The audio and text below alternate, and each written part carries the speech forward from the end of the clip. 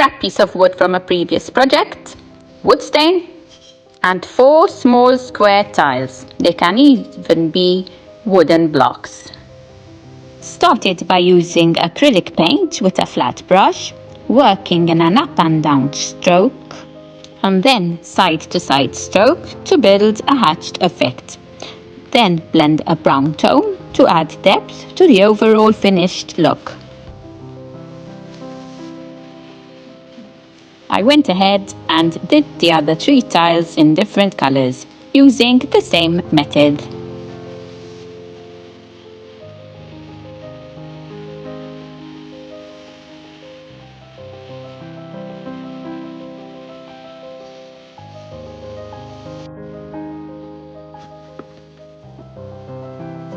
Stencils of your choice and some modeling paste.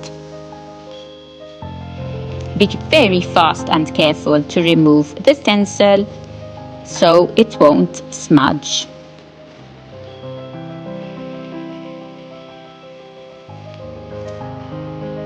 Here I'm putting some masking tape over a part of the stencil which won't fit on the tile, so I won't get any modeling paste on that area.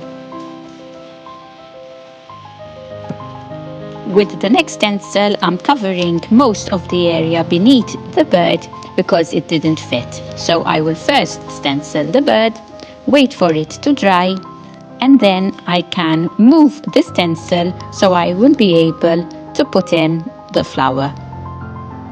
I like using the modeling paste instead of just white acrylic paint because it gives that slightly raised effect and a bolder white.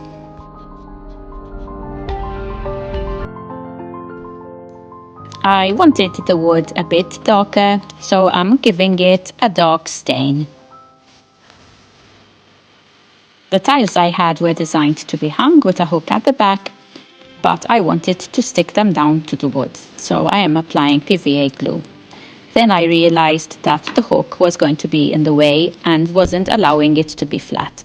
So I removed it. It was easier than I thought to remove it. I stuck down all the 4 tiles and left them overnight to dry. This could be a piece of wall art and be left as it is, but I decided to attach 2 hooks. Do you prefer it with or without the hooks? Thank you so much for watching this week's video. I will see you all on my next one. Bye bye!